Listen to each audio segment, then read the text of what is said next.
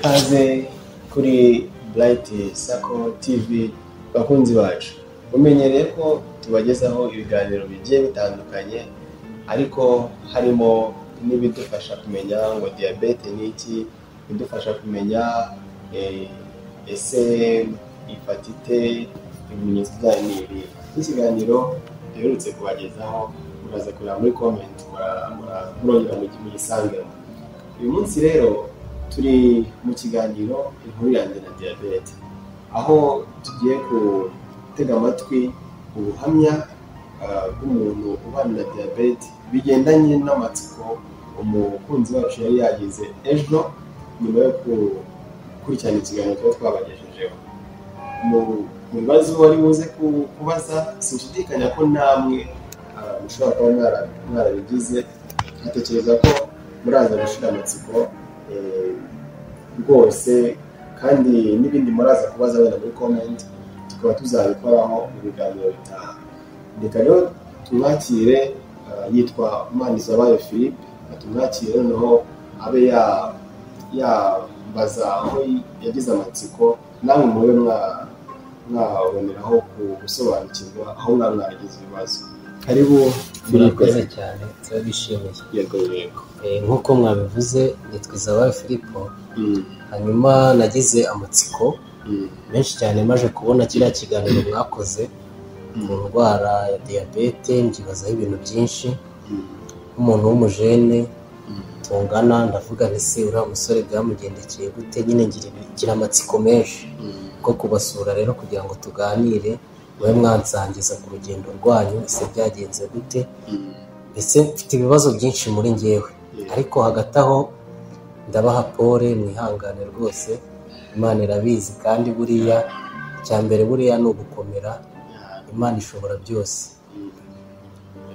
Murakoze cyane rero. Hanyuma nagize ikibazo cya mbere nibajije, naravuze nti se uriya musore ko ndeba turi mu kigero kimwe tungana, ese yarwaye ryari, byamugendekeye gute, yamenye gute ko afite diabete? Duhere ku kibazo cya mbere, ni muhe mwaka wamenye ko ufite diabete? Murakoze cyane, kuko nibutse ko mu cya kiganiro cy'ejo mu ntangiriro nababwiye ko nimaranye imyaka myinshi, ariko njye namenye ko mfite diabete mu 2016. Mu 2016 kuva icyo gihe kugeza uyu munsi nyuma y'imyaka 9. Imyaka myinshi cyane. Ari myinshi kuko iyo urebye urwo rugendo rwose, kandi bisaba ko umuntu nyine yitaho buri munsi, uhita ubona ko ari imyaka myinshi. Bisa rwose umaze imyaka myinshi. Ese icyo gihe muri uwo mwaka tubwiye, ese wari uri kwiga? Ese diabete yagufashe nyine uri mu buhe buzima? Yego, yakoze cyane. Urumva icyo gihe nari ndi muri troncome, ndabyibuka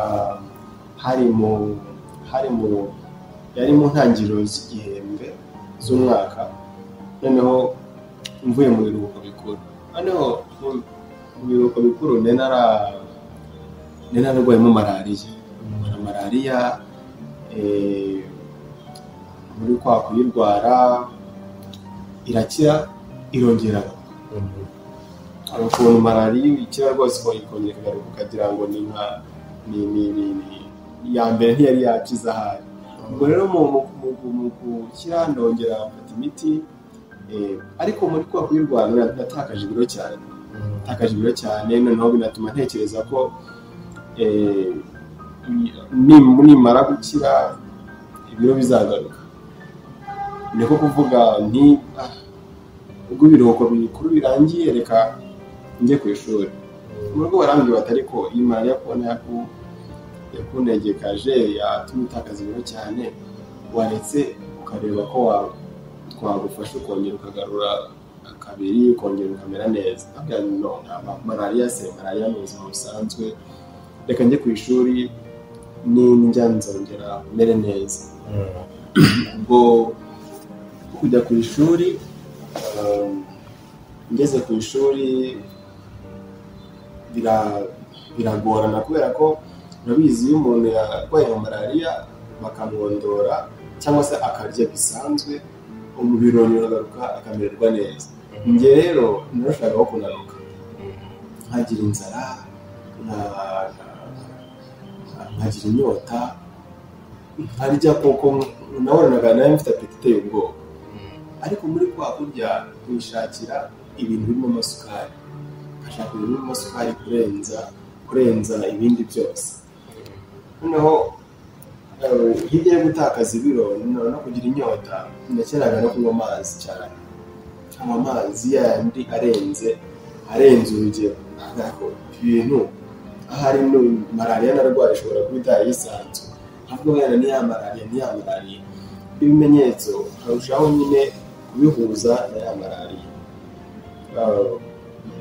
Nyuma y'aho ngaho rero ni ubwo navuze noneho ntabwo ibintu byoroshye ndabona bidasanzwe, kuko hashiyeho ibyumweru bibiri nakubwira nkabona natakaje ibiro cyane kandi mporana inzara njya cyane ntabura apeti rwose.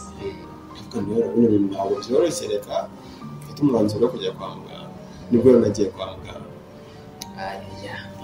Ubwo wagiye kwa muganga ugereranyije umaze nk'igihe kingana iki uri kubana n'iyo ndwara utazi utekereza ko ari malariya? Nari maze ibyumweru bibiri byose. Ibyumweru bibiri byose rwose ndimo ndarya, ndimo ndanywa n'amazi menshi kubera inyota, ariko nta mpinduka ahubwo ndi gutakaza ibiro. Ntekereza ko mu cyumweru hari natakaza ibiro nk'icumi cya 15 ko narireba ni malariya ni iki, nkabona ko nyine bidasanzwe birenze ibyo nakwita ko ari malariya. Nkavuga ni ko ariyo navuye mu biruhuko mfite, nkatekereza ko nyine bifitanye isano n'ubundi na ya malariya nyine narwaye. None se icyo gihe wari ukiri ku ishuri cyangwa ku ishuri bari baragusezere waragiye kuruhuka? Nari ndi ku ishuri kubera ko ubundi buzima bwo ku ishuri bwarakomezaga nyine kurya nkasangira n'abandi, kwiga nkigana n'abandi, ariko nkananirwa hakiri kare. Byagera nko mu masaha y'umugoroba nkaba nananiwe nacutse nyine ku buryo nabaga ntagishobora nko gukora nka etide, gusinzira cyane, umunaniro ni mwinshi. Nabaga mfite umunaniro niyo nabaga naryamye, ariko byabaga ari mu gihe, kubera ko nijoro nagiraga gutya kubera ya nyota nyinshi cyane, nkarara ndi kunywa amazi. Igicupa cya Nili nkimara nkongera nkafata ikindi, ijoro ryose nkarara ndi kunywa. Noneho kunywa amazi menshi ari nako ngira gute nako nihagarika cyane. Ibyo rero bigatuma ijoro ryose burinda bucya ntigeze nsinzira. Ku manywa rero umva bikagorana, nkagira umunaniro mwinshi, noneho hakiri na kare etide nimugoroba byabaga bigoranye, sinabashaka kuyikora. Ariko ubwo nayinze njya gufata umwanzuro wo kujya kwa muganga nkiri ku ishuri. Ukigera kwa muganga se bagukoreye ibizamini, bahise bahishura ko urwaye diyabete cyangwa byagenze gute? Sangize aya mateka. Ndibuka ko nafashe umwanzuro wo kugana matenda akajya kwa muganga, aranyemerera njya kwa muganga. Ngeze kwa muganga natanze ibizamini nyine bitewe n'icyo bari bambwiye, baransuzumye nyine bansaba noneho ibizamini ntanga nyine ibyo bigendanye n'ibyo bansabye. Noneho ndategereza nyine nk'abandi bantu bose, mvuga ngo uko biri kose barasanga wenda ari ama-infection cyangwa se barasanga ari uburwayi nyine buri aho ngaho. Noneho muganga arambwira ati ufite isukari iri hejuru gutyo. Ubwo nagiye kuri centre de santé, ko niga mu ntara, nagiye kuri centre de santé yaho hafi. Noneho amajije kumbwira ko abona ifite isukari nyinshi, ahambwa ati ngo transfer y'i Kigali, ugiye kujya kwivuriza i Kigali. Sasa ukuyima, ariko numvaga ndi kuzongera meze nabi pe. Ukuyima mbana ngize nyine mfashe gahunda ngiye i Kigali. Noneho mu kuza ntegeka byumve ku buryo ntekereza ko byari bimaze kugera ku rwego rwo hejuru. Gusa ko iyo sukari yabonye yari yaramajije kuba nyinshi. mu kugera rero mu kugera i Kigali ku bitaro nkorera ibintu byihuse, bampaye serumu, cyane cyane bampaye serumu ishobora kuba ari nk'umunani, bampaye serumu rwose kabisa, gusa babona nta kintu biri gutanga, babona nta kintu biri gutanga, ko nawe numvaga mfite noneho n'inyota nyinshi cyane, bahita bampa transfer rero banjyana ku bindi bitaro. Ngezeyo nibwo bakomeje n'ibintu byabo bindi bakomerezaho serumu, bandana insuline, umuti uringaniza isukari mu maraso. Noneho ubwo kubibona uko biri kose bari bamajije gutangira gutekereza igishobora kuba cyabiteye. Bafata ibizamini rero babona ibisubizo, ariko nikiza ko batahise aho babiboneye, nikiza ko atari bahise babimbwirira, kuko haciye iminsi ibiri. Noneho mu kubibona baraza sasa babanje guhamagara mama, ko nende kumwe na mama, baramuhamagara bati noneho ngwino tukubwire. Ndebye ukuntu muganga yahamagaye mama, ndavuga ibi bintu ubwo nangiye kuzanzamuka ku munsi wa kabiri, nagiye kuzanzamuka kugira akabaraga ko iri kose twari yayitangiye kujya hasi. No bahamagara mama ati ngwino tukubwire. Nibwo nayo nyine ku mama hamagaye, ndavuga ni uburwayi bushobora kuba budasanzwe, urumva. Noneho aragira gutya, ndavuga ibi twasanze ari diyabete. We mu kubyumva yahise abyumva uburemere bwabyo, yumva ko ari indwara nyine nk'umuntu mukuru wari usanzwe abyumva, ahita yumva nyine byumva uburemere bwabyo. Sasa ndebye mbona yababaye, nyine, ariko bataragusobanurira. Rero mbonye yabaye nako ikintu gishobora kuba gikomeye. Hashize umwanya nanjye barampamagara, nibwo sasa batangiye kumbwira bati twasanze ari diyabete. Diyabete se ntabwo nari nyiziho byinshi icyo gihe, numva nyine uko biri kose nibamo imiti biraza guhita birangira, ubuzima burakomeza. Hanyuma hagati aho ngaho ukimara kumva bakubwiye ko ari diyabete, utubwiye yuko utari usanzwe uyizi, se baragusobanuriye bakubwira uburyo diyabete imera, uburyo ubana nayo, se bakubwira ko ari indwara idakira? Ntekereza ahari barabikubwiye. Ukimara kubyumva ibyo bintu wabyakiriye ute muri wowe? Wumvishe ubuzima bwo kubaho gutyo uzaba ubaho gute, bizagenda gute muri wowe ako kanya wiyumvishe gute?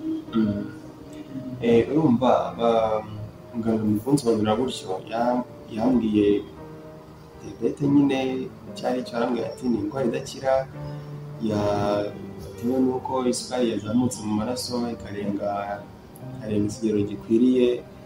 Arambwira ati rero ni indwara idakira isaba ko ukomeza kwiyitaho.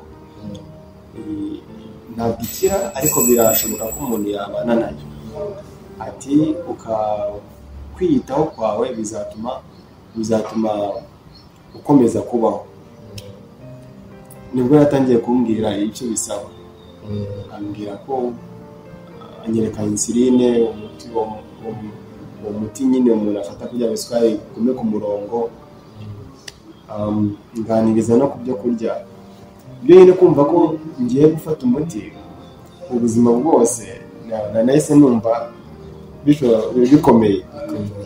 Ubuzima bwose numva nyine birantushije, ariko ndavuga nimba umuntu awufata akamererwa neza ntacyo byaba bitwaye. Noneho ambwira n'ibintu by'imirire. Icyo gihe uburyo bimbwiyemo byahise bituma numva noneho ubuzima buzaba bugoye cyane. Arambwira ati niba wakundaga ibijumba ugiye kubireka, niba waryaga ifiriti ugiye kuyivaho, ibintu byose birimo isukari ambwira ati ibi ugiye kubivaho. Amaze wese muganga ko nkuye ku bintu byose ngo birimo isukari ari byo nari nsanzwe ndya, hasigaye iki? Arambwira ati noneho iby'ibitoki birimo imboga nyinshi ugiye kurya iby'ibihaza. Avuze ati sinkubeshye, nazinze amarira mu maso kuko noneho se ubuzima bwo ku ishuri naravuye ku ishuri ibyo bintu ntawe ntibihaba.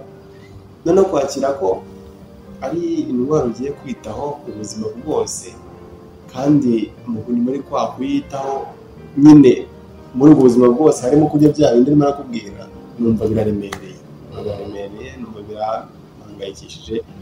Aho rwose nyine byahise bingora ko kwakira iyo diyabete, namajije kumenya ko bansanzeho.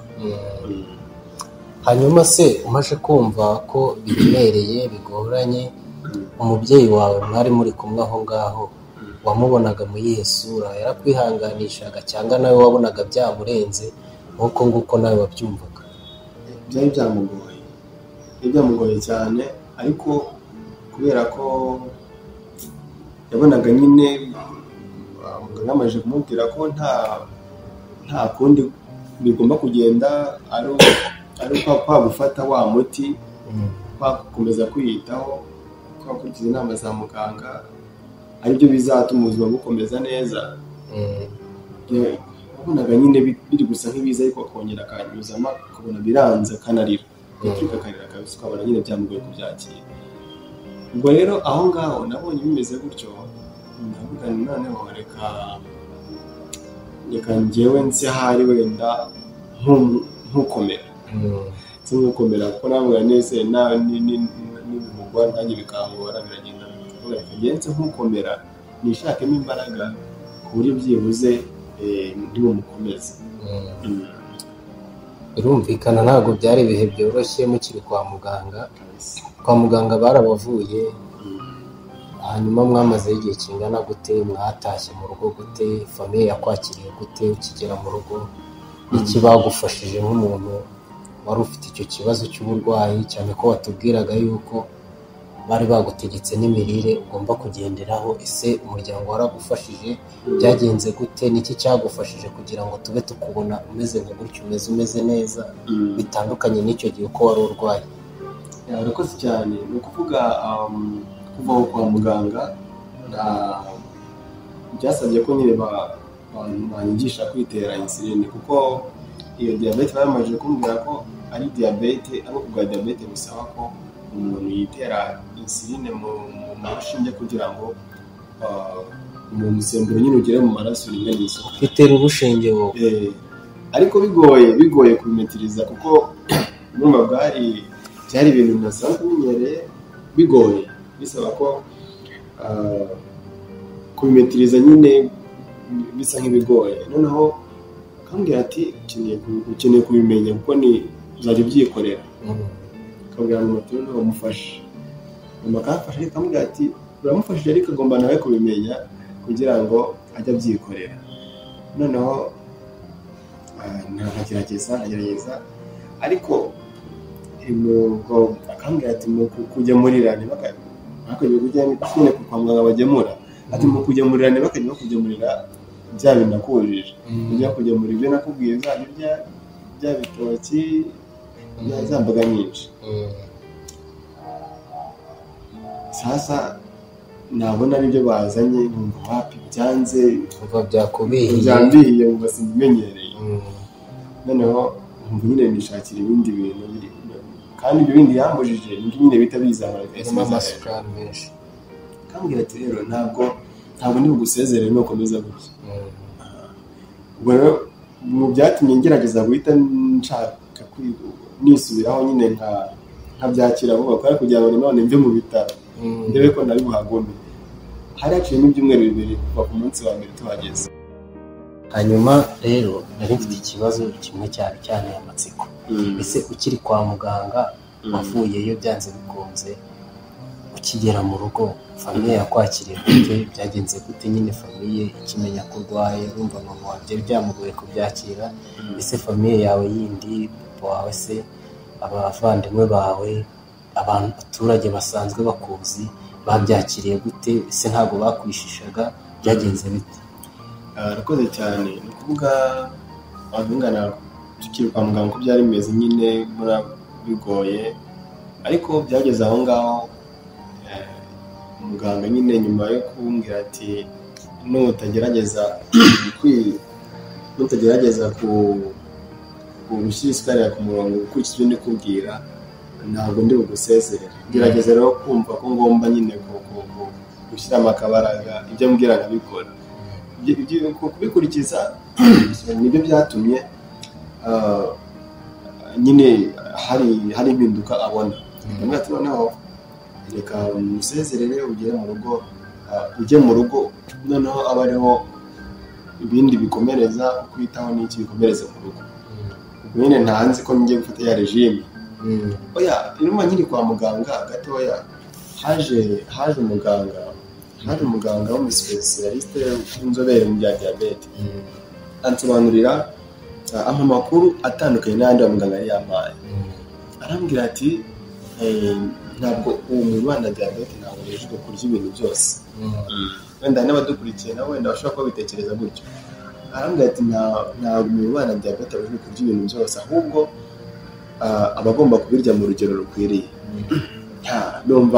Numva nyine kwa kureneye n'ababaye ko numva kubyakira byangoye, numva andemye agatima, mutega amatwi cyane. Arambwira ati wowe niba ugiye kurya wenda tuvuge ugiye kurya umuceri, ufite n'ibishyimbo, ufite n'imboga, ukeneye ko imboga ziba nyinshi ku isahani yawe kurusha wa muceri, kurusha bya bishyimbo. Noneho bya bishyimbo bigafata akanya gatoya, mbese 1/2 cy'isahani yawe kikaba imboga, 1/4 kikaba uwo muceri, ikindi 1/4 kikaba ibishyimbo, n'ibindi ukagenda ubigenza gutyo uko ushoboye kose. Imirire ku mirire nawe umbwira kabisa ati imboga zipfa kuba zabaye nyinshi, ahandi ntabwo biba bigoye, ushyiraho bikeya ku bindi by'ubwoko bundi, no ku bindi by'ubwoko bundi ugashyiraho bikeya, ku buryo iyo nyigisho y'amaye aho ngaho nawe yakurikije nyihari, mbona birakunda koko, ntabwo ari n'ibintu bigoye. Wabonye za mboga hasi ibisigaye birabijera, numva biranyuze kuko nyine nari mbonye nuko byaye byose bari barampuyeho. Numva ubuzima nyine buragarutse, numva ndabyakiriye, numva bya bindi nyine mbwiye ibyo biranashoboka no kubyapurika mu buzima busanzwe. Ndatashye bambaje ikigeze mu rugo byagenze gute. Kugera mu rugo ntabwo byari bisa nkaho byoroshye, kuko yari uburyo bw'imibereho mishyashya. Mu rugo nta wundi muntu wari barigeze ayirwara mu muryango. Hari nk'abantu batekereza ko umuntu arwara diabete kubera ko mu muryango hari nk'abandi bantu bayirwaye. Ntabwo ariko bimeze pe, kuko nkanjye mu muryango nta wundi muntu wagize ayirwara, habe n'uyu n'umwe. Ni njyewe gutya nyine gutya, nta wundi muntu navuga ngo nabona nayikuyeho, nta wundi muntu. Bikagaragaza rero ko cyane cyane n'ubwoko bwa mbere usanga ariko akora umubiri wirwanya, umubiri ukirwanya ukangiza inyama yitwa impindura ikora umusemburo, usanga nta handi hantu mu muryango wabisanga, nta wundi muntu bari bazi mu muryango. Noneho bitoza nyine byakira cyane ko nagomba kubyuka ngafata umuti, nimba nafashe umuti nkagira icyo ndya saa sita gutyo gutyo. Mu minsi ya mbere no kutabyakira nyine nagombaga ko nshoboye nyine wa muti ukaboneka bigendanye n'aya mafunguro akaboneka, nkufata n'amafunguro akaboneka. Baragerageza nyine kumfasha, kuko aho nari ndi hari hatandukanye n'aho nari navuye ku ishuri meze. Urabona ko noneho meze neza, ubuzima bwagarutse nta kibazo. Ariko ikibazo nari nsigaranye cyari kimwe, wenda mu rugo byari umuryango waramfashije cyane mu kugerageza kubyakira, kuko iyo babona bataguze wenda ngo ntabwo dushoboye kugufasha, ushoboye kukwitaho, bihita biguha isura y'uko ntabwo uri wenyine. baragufashije cyane, ntabwo uri wenyine. Noneho hanaciyemo iminsi mbona nyine ubuzima bwawe busanzwe, ariko rero nsigaranye ikibazo kivuga ngo ese nzasubira ku ishuri. Umva hamwe bino niko ndimo nabishobora mu rugo, ese nzasubira ku ishuri. Sasa bizashoboka ko mbayo muri buno buzima ndi kubamo mu rugo? Ese naho nzafata umuti ku masaha, noneho mbona n'ibiryo ku masaha nyine nifata umuti ko nabyo kamwe barambwiye bati nufashe mu gitondo nzafata saa sita, nifata nijoro, baramaye amasaha mbawukurikiza. Ese ibintu bizashoboka? byagenze gute usubiye ku ishuri? Ubwo mpise nibaza ngira ikibazo cy'amatsiko, ndavuga nti se wa mugani ko wabishoboraga uri mu rugo, kubera ko wenda nta bindi bintu uri bukore, bari kugufata nk'umurwayi, baragutekera ibyo biryo biboneke ku gihe. Ese usubiye ku ishuri byakugendekeye gute? Wabibashije ute? byagenze gute? Urumva mbere yo gusubira ku ishuri urumva harimo n'umuganga yari yambwiye nkiri mu bitaro, hari no kubona umuryango wamfashije, nkabona babyakiriye, nkabona bari kumyitaho. Ibyo byaramfashije guhita nyine mbyakira vuba vuba, ndetse ubona ko nari nyine kwibaza byo ku ishuri. Ariko hari n'ikindi kintu cyamfashije gikomeye. Namenye ishyirahamwe nyarwanda risa ku bana diyabete, barahaturangira bati noneho mugereyo babahe inama, babahe ubumenyi bwisumbuyeho ukuntu bashobora kwiyitaho abana diyabete, babahe n'ibikoresho mushobora gukoresha. Numva ni nk'ibitangaza, kuko nuse hatandukaniye no mu bitaro narindi, nabwo yakangereyo ndebe ukuntu bimeze. Mu kugerayo rero rwose hari ibintu ubona ko bitandukanye cyane n'ibyo nibazaga ko harimo mu bitaro nk'ahandi, ariko hari umwihariko. Abaganga baho nta bindi bari bahugiyemo kuko mu bitaro n'ibindi byari bimeze, ahubwo bo barebaga ngo uyu muntu twakiriye ese afite ibikoresho by'ingenzi akeneye gukoresha kugira ngo ubuzima bukomeze. Bamenya ibikoresho by'ubuntu, akamashini ko kwipima, bamenya imiti y'ubuntu, kumva noneho banama inama noneho zisumbuyeho.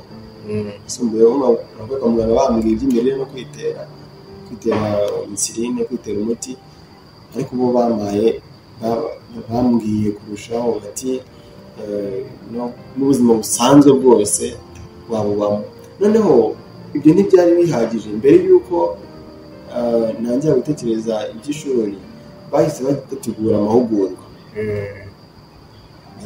Bagiraga amahugurwa, n'uyu munsi aracyahaba, ibyitwa kampu.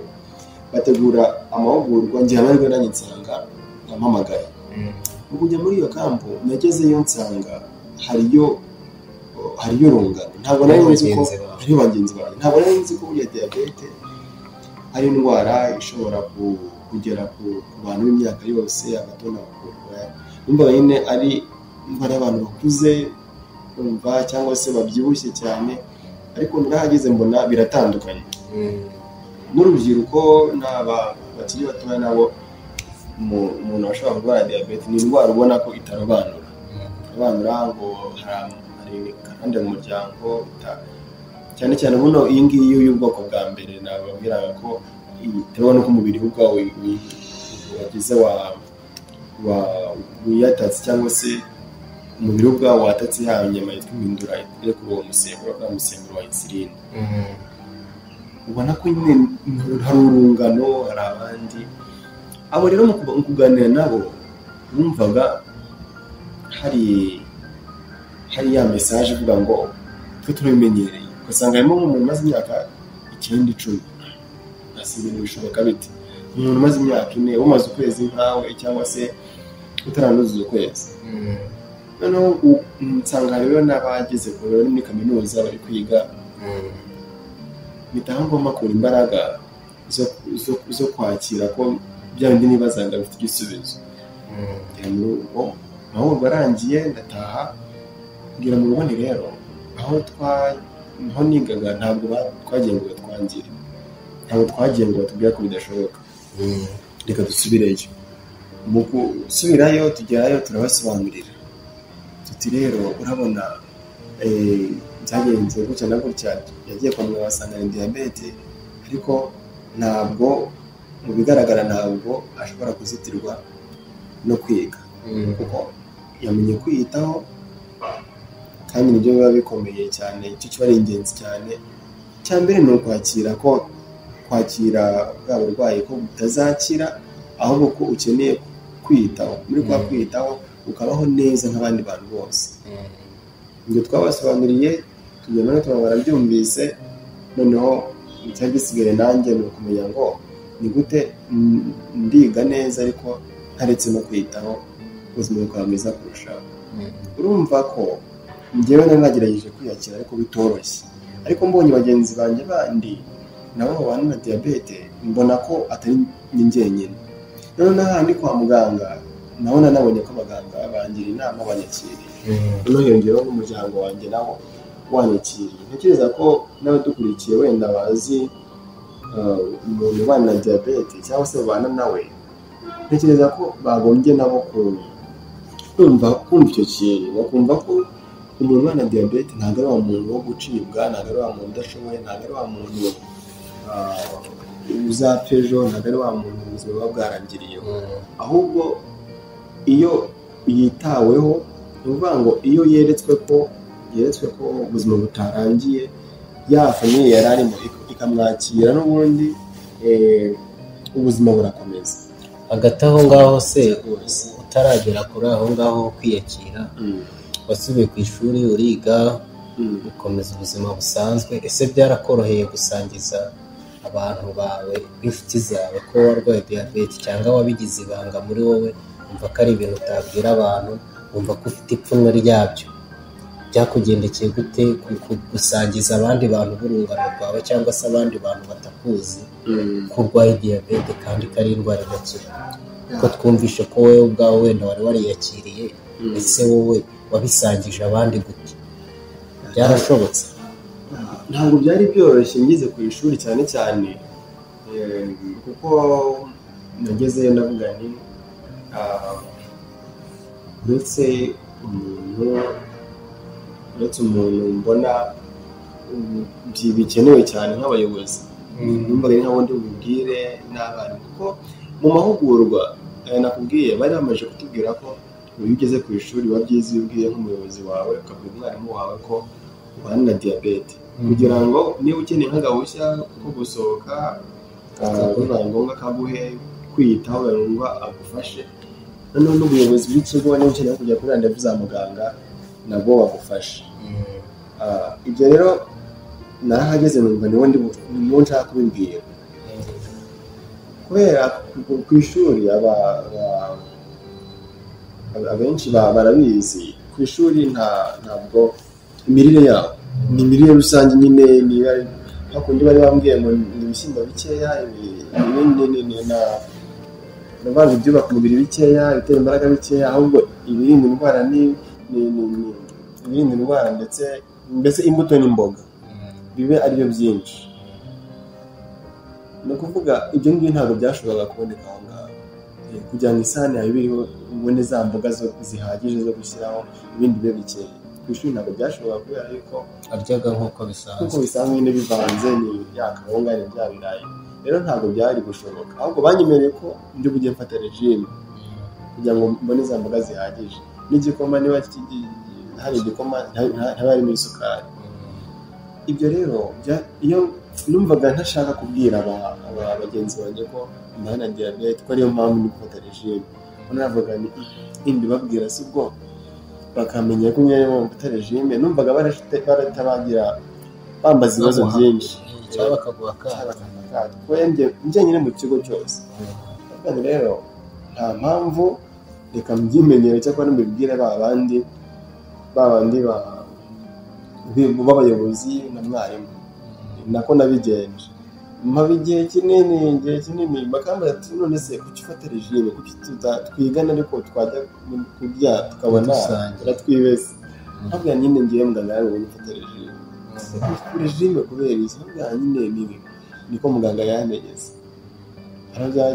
barabyakira barabyumva nyine babyakira gutyo cyakoze bake muri bo bake cyane ndumva ari nk'abanyeshuri batarenze 4 inshuti zanjye cyane b'inkoramutima nabibwiye ko natanga mu kiruhuko haba andi mahugurwa bakampamagara bakambwira ukuntu bakatugisha ukuntu ari byiza ko ari inshuti zawe ugira abantu b'ingenzi ubwira ko ubana na diabete kugira ngo nagire ikibazo kuko wa muti bafashe ushobora kukurusha imbaraga mu gihe utabonye ifunguro rihagije ambwira ati icyo gihe babandi b'inshuti zawe bazakuba hafi nibwo nagiraga abakindibwira nkumva nyine biramara bakabifata gute abo ngabo bakina bibwiye kubera ko hari amajije gucamo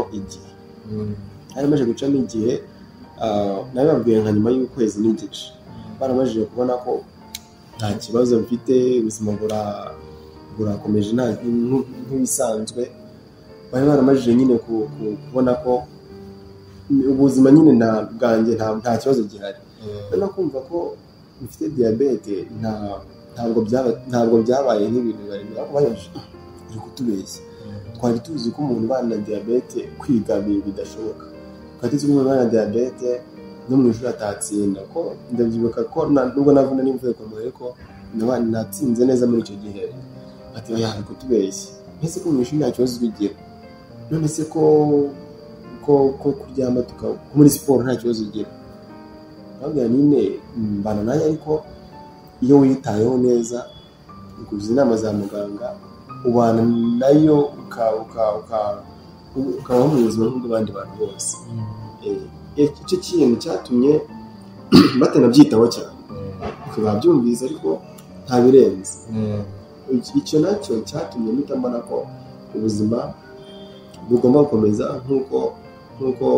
nk'uko bwakagenze mbaye nafite diabete cyane ko ubuzima bwawe wabagamo n'ubundi wabonaga ari ibisanzwe nabo babamo cyane rwose icyo bakoraga n'ubundi nawe wagikoraga no gutsinda mu ishuri bisanzwe cyakomeza cyane hanyuma rero utukiri aho ngaho uriga urarangiza mu wa 6 ese warakomeje uriga byakugendekeye gute nyuma yo gusoza segonderi se warakomeje uriga byagenze bite n'indwara ko wenda wowe wari wayakiriye ariko se wabonye imbaraga zikomeza kwiga cyangwa wacitse intege uravuga ati aya neza arahagije nakoze cyane ngewe icyo gihe nkimara kubona ko njye nkomeje kwiga nta kibazo nahise nsubiza amaso inyuma ndareba ese ibiko mbona mbibashije kandi mu buryo bumwe cyangwa undi nabonaga bitanoroshye ko mbona mbibashije ese n'abandi barabishoboye ese bagenzi banjye nabo biraboroheye gutya kuko urumva nanjye hari inkingi zari zamfashije izo nkingi iyo ziba zitari zihari ntabwo nari kubasha kuhatambuka babaganga navuze bangiriye inama bampaga ubumenyi bwo kwiyitaho wa muryango wanjye wambaye hafi bakanyumvisha ko nta byacitse bakanyereka ko nyine rwa rukundo rugihari mbese nk'iruba agaciro mu muryango nta nuza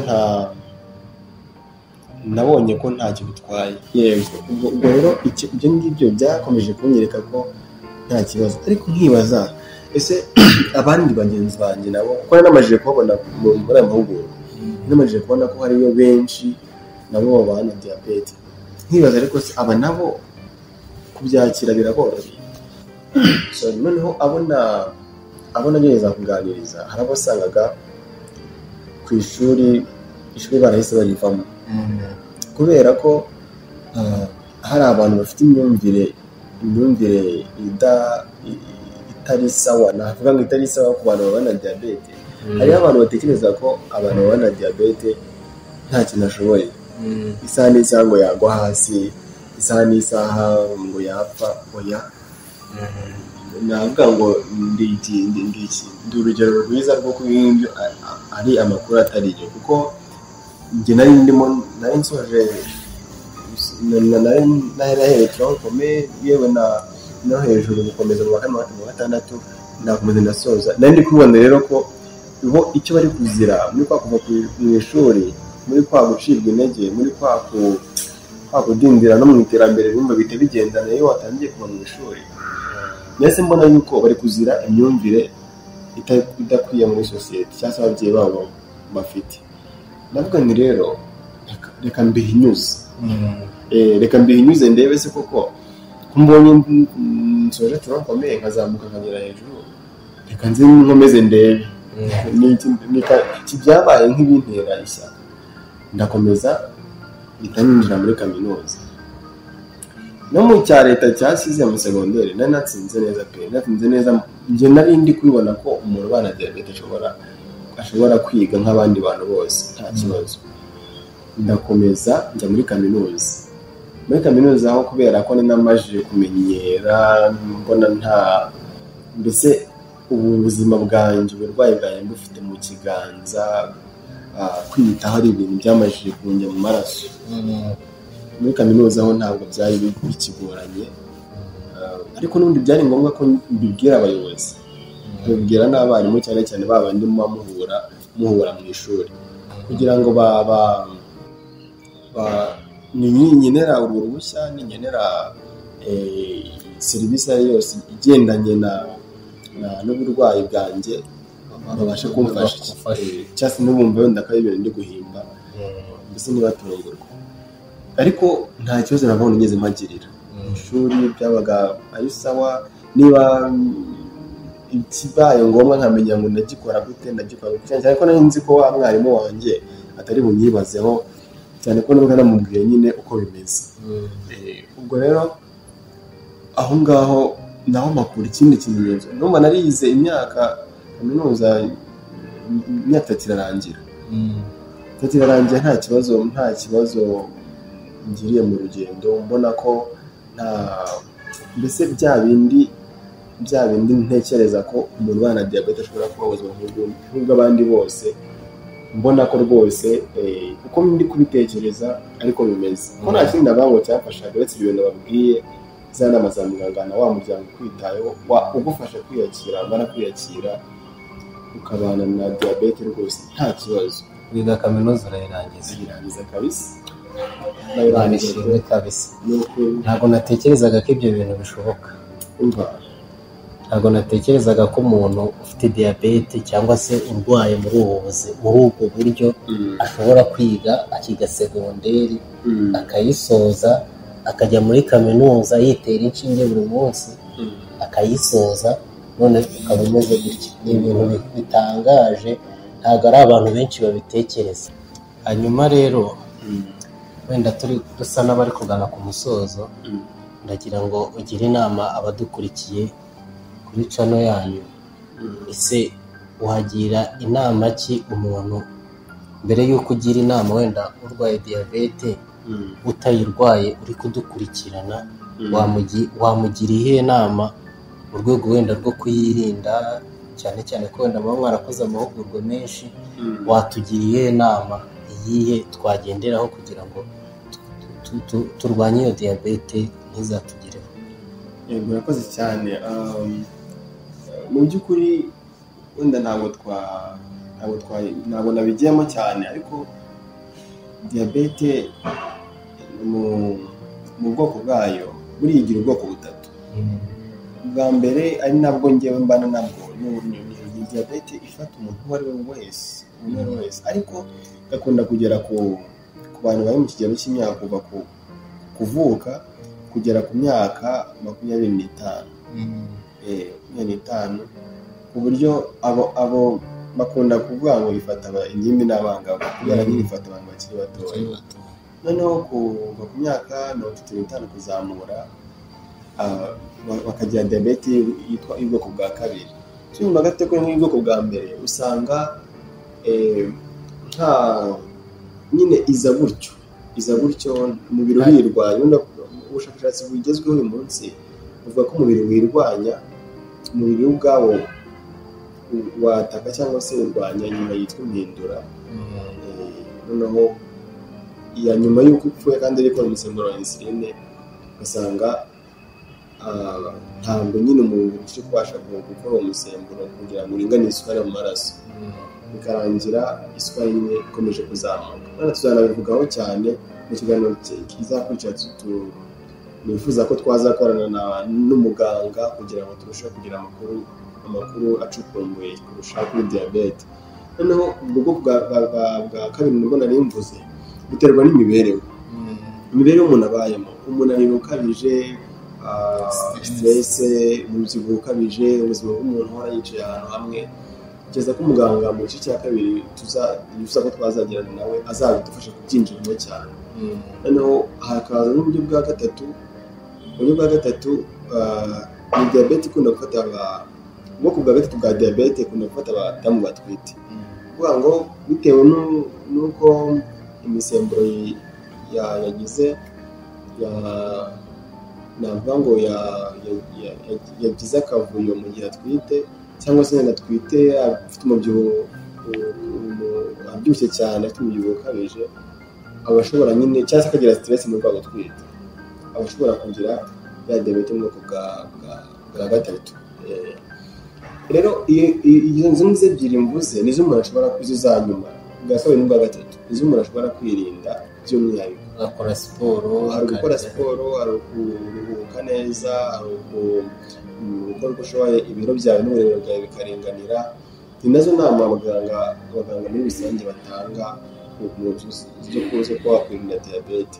Noneho ikindi ni ukwisuzumisha kenshi.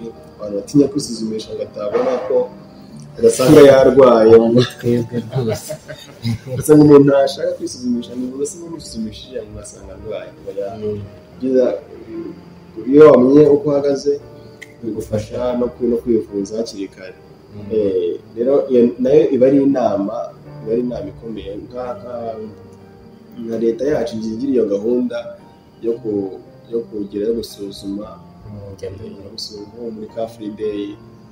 Rero bajya bitabiriza gahunda zo gusuzuma indwara zitandura, noneho bakamenya uko bahagaze. Bashobora no kuza muri asosiyasiyo yita ku bana diyabete, bakorera ku Kinamba bakabafasha, kuko nabo barasuzuma ati none uhagaze gutya na gutya, barabikora nabyo ukamenya uko uhagaze. Cyane ko biba bitunguranye, utazi ngo byaje ryari. Bitunguranye, ariko na mbere y'uko biza, y'ubwoko bwa mbere ho nta kindi kintu ushobora gukora. Aho ushaka kugeza uyu munsi nta kintu wakora kugira ngo yirinde, ariko muri rusange ibyo mvuze bigufasha kurushaho gukumira izo zindi ushobora kurwara bitewe n'uburyo ubayeho. Hanyuma agira inama na bagenzi bawe. Rero tujya tubabona benshi bitabye Imana bazize diyabete, kandi ukabona bari bakiri batoya. Ese wabagiriye inama mu buryo ubuzima bakwitwaramo? Ni iki bakosora, ni iki bakubahiriza kugira ngo bakomeze kubaho ubuzima bwiza? Ni ukuvuga ubundi bakeneye kumenya ko diyabete ubwayo itica, kuko ntabwo yica. Nonge maze imyaka 9 naranyuze muri ubwo buzima bwose, kuva turakomeye kugera hanze mu buzima busanzwe bwo hanze, gusubira ku ishuri, kaminuza. Ubu ngubu ndi mu kazi bisanzwe nk'abandi bantu bose. Ikimenyetso cy'uko diyabete ubwayo itica. Iyo yica mba narapfuye kera. Ariko ntabwo nabura kubabwira ko iyo utayitayeho, iyo utiyitayeho ukugize inama za muganga, noneho hari navuga ngo ibyitwa complication cyangwa se inkurikizi, ingaruka zo kutiyitaho zo ziraza pe. Ingaruka zo kutiyitaho ziraza. Ushobora kugira isukari nyinshi cyane irengeje urugero. Isukari nyinshi cyane ikaba yateza ubuhumyi, ikaba yateza kuba guca urugingo, ingaruka ikaba yateza ko no gupfa biba bishoboka, sibyo? Cyangwa ukagira isukari nkeya cyane bitewe no kutiyitayeho, utikurikiranye, nabwo ushobora gupfa cyangwa ukajya nko muri koma. Ariko ibi byose maze imyaka 9 byose ntayo byaje ngo bimitane. N'ikimenyetso cy'uko ubana diyabete atari uwo gupfa, abaho mu buzima bw'abandi bose igihe cyose yakurikira inama za muganga, igihe cyose yiyakiriye, kuko kwiyakira niyo ntambwe ya mbere. Nimba njye nariyakiriye wowe byakunaniza iki? Ese ntabwo nakubera urugero rwiza? Yego. Noneho agakurikiza inama za muganga. Abaganga bacu batugira inama nziza zitandukanye zagufasha kwiyitaho, nizo nagiye nkurikiza n'ubundi kugeza n'uyu munsi. Rero bazirikana icyo kintu cy'uko ntiweho mu bwoba, ari mu bwoba cyangwa se mu bihuha diyabete nica, naho ngo diyabete irica kandi ngo umuntu urwara diyabete hari ibintu atashobora, nta kintu urwara diyabete atakora, habe n'iki na kimwe. Navuga ko ndi umuhamya mwiza wo kubigendeza, kuko mu gihe cyose bimaranye ni byinshi imana nagiye nyuraho, byinshi imana nagiye nkora, rero nta kintu urwara diyabete atakora. Abo hanze babyumva gutyo cyangwa se bababwira ibyo ngibyo ni ibihuha pe, ni ibihuha 100%. Ntabwo yo kwitaga amatwi bakwiye kubiha agaciro, kuko umuntu urwara diyabete arashoboye nk'abandi bantu bose batabana nayo. Icyo keneye ni kimwe cyo navugaga cyo kwita ku nama za muganga, akiyakira. Noneho umuryango ntabwo nawuvuzeho, ababyeyi, inshuti, bizeye, abavandimwe be, n'ababwira ko abana diyabete cyangwa se n'abakoresha be ku kazi, ntimukumve yuko ari ibintu bikaze, ari ibintu bidasanzwe. Oya, azi kwiyitaho, azi kwikurikirana, afite abaganga bamukurikirana. Icyo mukeneye ni ukumwereka ko mwakiriye, kumwereka ko nta kibazo. Noneho kamaze ni gute twagira uruhare mu kugira ngo ubuzima burusheho kugenda neza, kuko hari abakeneye ko byagenda kose. Ashobora gusaba uruhushya kuri randevu, ashobora gukenera nk'akantu kazamura isukari mu gihe ibaye nkeya, ariko ibyo ngibyo ntibimubuza gukora akazi ke neza cyangwa se kuba mu buzima busanzwe bw'abandi bantu bose. Ubwo rero ntekereza ko ibyo ngibyo bizarushaho kumufasha ari we, kandi byamara kumufasha akagira n'imbaraga noneho zo gufasha na ba bandi bamuri iruhande. Murakoze cyane, ndabashimiye cyane ko mwampaye umwanya. Nari nakurikiye ikiganiro mwaduhaye mu minsi yashize, ndavuga nti se uyu mujene namubona gute, naganira nawe gute? Ariko uburyo usobanuriye abadukurikiye ndabikunze cyane. Mbonye yuko ubuzima bwose burashoboka, cya mbere no kwigirira icyizere kandi ukiyakira. Ndumva ari ibyo nibyo numvaga nakubaza, nibyo numvaga twaganira. Ahari buriya nawe wagira icyo ubwira abakunzi bacu badukurikira, bashishikariza cyane. Yewe umuntu wabonye iki kiganiro, ushobora kuba ufite umurwayi cyangwa se ufite abandi bantu batazi uko iyi ndwara imera, basangize, basharinge, tubashe kungurana ubumenyi kugira ngo tubashe kumenya n'uburyo twirinda. Dore turi urubyiruko, turi abajene, ariko birashoboka yuko ubujene bwacu twabukoresha twiyubaka kandi duharanira ibyiza. Ndabashimiye cyane rero. Nimba hari ikintu wabwira abadukurikiye, nta kibazo wakibabwira, hanyuma tukabona tugasoza. Mbere ndagushimira cyane wowe, kuko amatsiko wagize watumye ndushaho kubona uko mbasangiza byinshi. N'abandi bashobora kugira ikibazo mu byo tuba kuri ibi ngibi byose tuganiriyeho, bashobora kwandika muri komenti kugira ngo tujye twazabikora ikiganiro gitaha mu buryo bwimbitse, tubivimuzi kugira ngo abantu bagire amakuru ya nyayo kuri diyabete, kuko amakuru atagiye kuri diyabete y'ibihuha ntabwo agira ingaruka kuri wa wundi ubana na diyabete, ahubwo nabo atuma nyine batabasha kumubona cyangwa se bamutesha agaciro. Kandi aba ari umuntu ushoboye, bashobora gufatanya nawe mu buryo bumwe cyangwa ubundi, ibintu bikagenda neza kurushaho. Rero amakuru ya nyayo kuri diyabete ni ngombwa kugira ngo niba ari umwana wawe, niba ari umuntu mukorana mu kazi, niba ari inshuti yawe, kugira ya makuru y'ingenzi, umenye no ko wanamufasha ariko utamuheje. Rero aho mugira ikibazo mushobora kwandika muri komenti, tubone ikintu kizagisobanukiwe. Ariko by'umwihariko ndagushimiye, tumenye tuvuga byinshi kuri diyabete. Mbararikiye rero kuzakurikira ikiganiro kindi cyambo, kuko nifuje kuzakorana na muganga uburyo noneho azasobanura se ubundi bya bimenyetso nababwiye ubundi biterwa n'iki, azanavuga mu bundi bwoko bwa diyabete buriho ni ubuhe, akabishimangira kurushaho, akarushaho no kuduha inama zituma ubana na diyabete abaho neza nk'abandi bantu bose, kandi zanafasha na ba bandi babana nawe kumwitaho no kubana nawe neza, ubuzima bukomeza nk'ubwo abandi bantu bose batabana nayo, agakura akagera kuri byinshi nkaho ngeze nanjye nyuma y'imyaka 9. Mwakoze rero kudukurikira, ndabashimiye cyane, nawe utaha tukumwe na muganga. Murakoze cyane, mwibuke gukora subscribe, mukore share, mukore no kuri like kugira ngo duteze imbere tuno rubyiruko bano bahuye n'ibibazo ariko tutakwita ibibazo, ariko bakeneye umuti, bakeneye kwivuza, bakeneye kubaho nk'uko n'abandi natwe tubaho, baradukeneye. Rero muze tubashyigikire kandi ndakeka twese bizagenda neza.